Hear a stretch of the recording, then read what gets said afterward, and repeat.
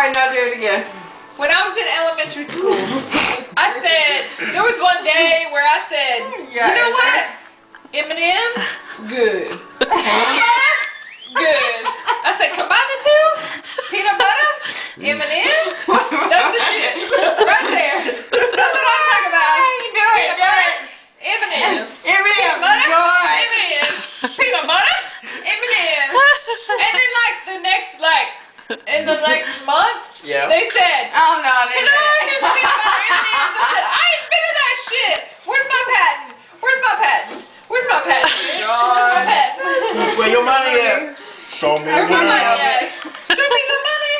I did the same thing at Show me your peanut butter dance again. Peanut butter. I did the same thing at Pizza Hut. I invented stuffed crust. I invented the pizzone. You didn't look. Hey, a fat person invented the Monte Cristo.